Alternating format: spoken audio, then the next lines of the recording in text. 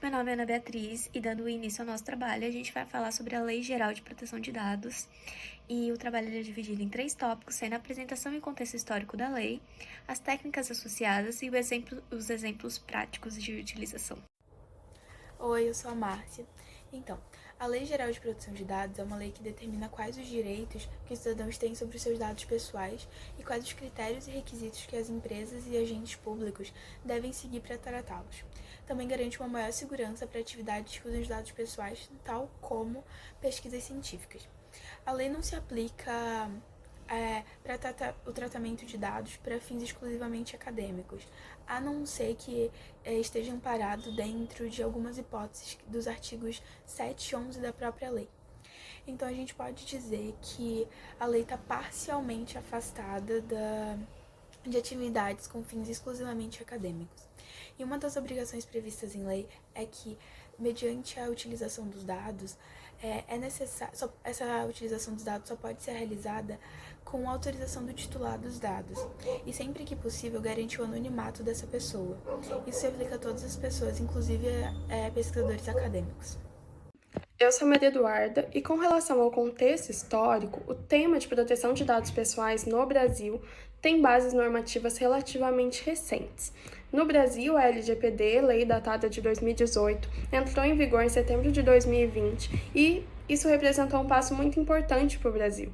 Ela é fruto da junção de um projeto de lei de iniciativa parlamentar com um projeto de lei apresentado pela Presidência da República e ela foi inspirada na GDPR, General Data Protection Regulation, que entrou em vigência em 2018 na União Europeia.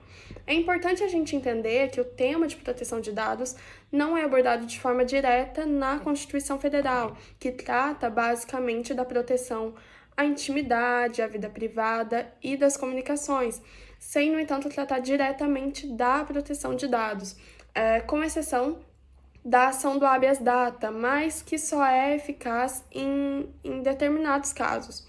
Além disso, a falta de uma legislação específica fez com que a Lei de Acesso à Informação, datada de 2011, estabelecesse normas que não se tratavam de limites e regras para a transparência ao acesso de dados. Então, a gente entende que houve uma utilização um tanto expansiva dessa lei.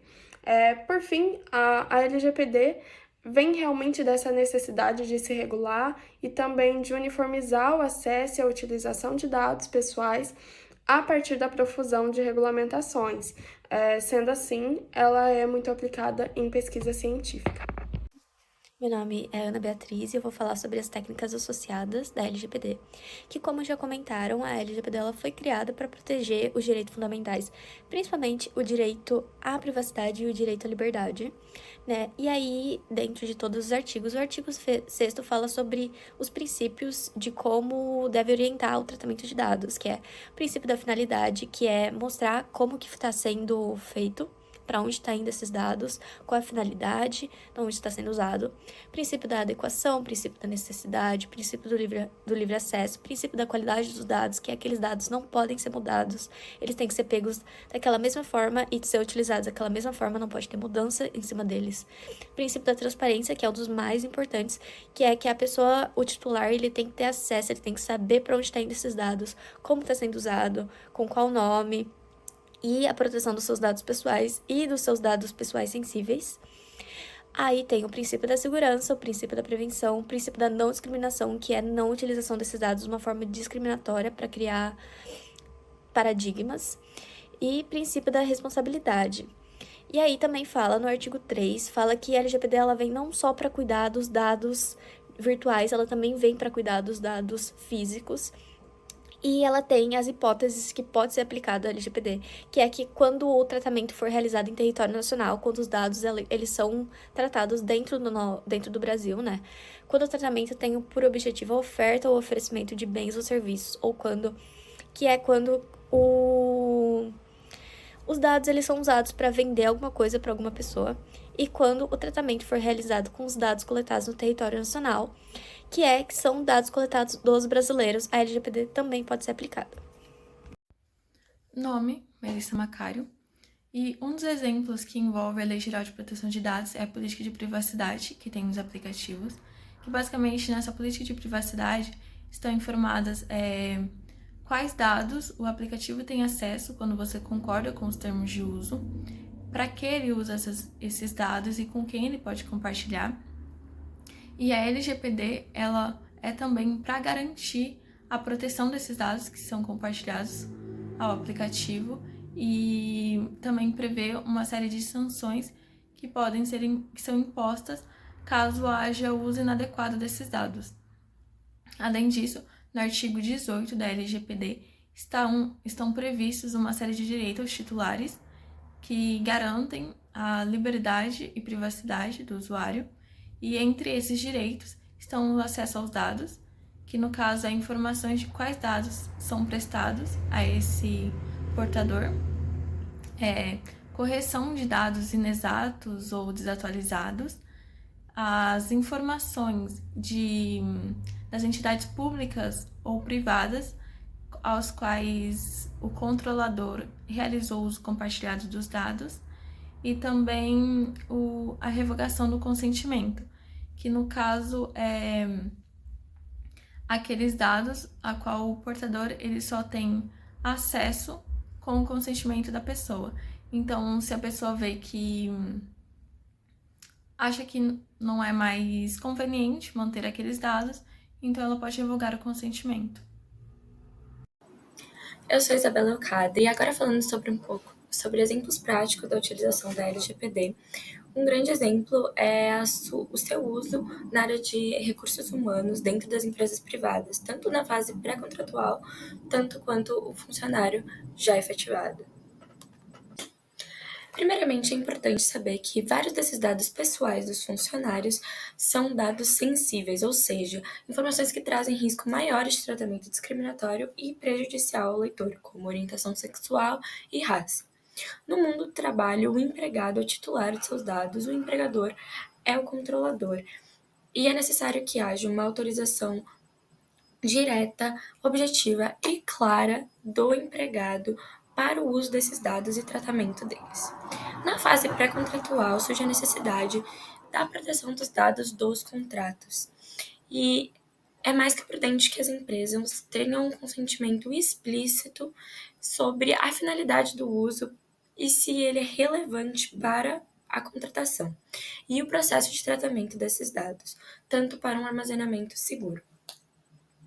Quando o funcionário já está na empresa, é que surge o papel do encarregado de dados, que ele vai ser responsável por garantir, manter e aplicar as leis que foram decididas ao longo de toda a empresa. Ele vai servir como um canal de comunicação para o funcionário, entre o funcionário e a empresa, e vai, além disso, guiar essa empresa para cumprir as exigências da lei da melhor forma. Quando um funcionário quer terminar o seu contrato, é essencial que tenha uma política de retenção de dados super clara para saber quanto tempo eles vão ser mantidos por dentro da empresa, além de uma exclusão segura de dados, que pode incluir até a destruição física ou a remoção de dados dos sistemas digitais. Oi, eu sou a Isabela Moretti e eu vou continuar os exemplos, tá? Sobre a solicitação de dados para compra ou registro online, todo dado pessoal que é dado tanto para compra quanto para registro online, ele é considerado como um tratamento de dados. Isso engloba qualquer dado, pode ser nome, endereço, aniversário, CPF, qualquer um desses, entre muitos outros, é considerado como tratamento de dados. E mesmo se for obrigatório, vamos supor, tem que fazer uma compra e precisa ser um endereço, seu nome. Mesmo assim, eles têm que estar de acordo com a LGPD.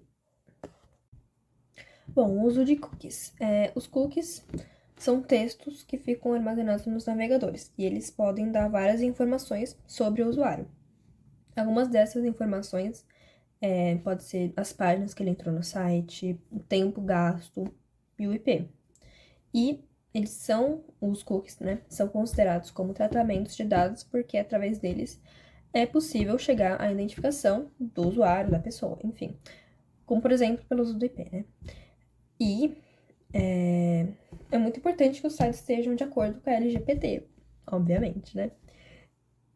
E o cookie é uma maneira de botar essa adequação.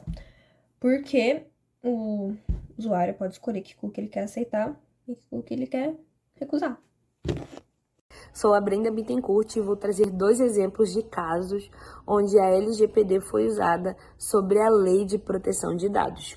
O primeiro exemplo, ele aconteceu em 2021, onde a Autoridade Nacional de Proteção de Dados, a ANPD, aplicou uma multa de 15 milhões via avarejo na proprietária da Casas Bahia e do Ponto Frio também. Isso aconteceu porque teve vazamento de dados de cerca de 2,5 milhões de clientes dessa empresa.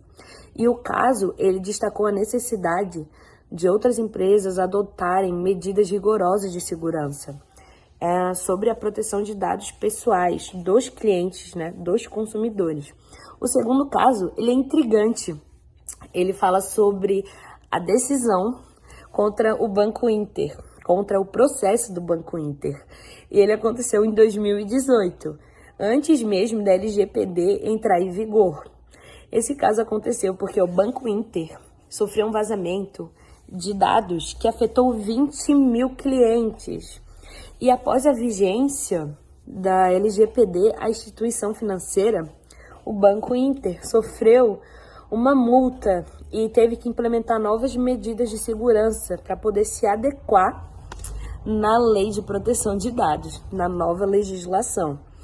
Esses casos, eles ilustram a aplicação da LGPD em diferentes contextos e tipos de organizações, destacando também, né, a importância da conformidade da lei para evitar a penalidade e proteger os direitos dos titulares de dados.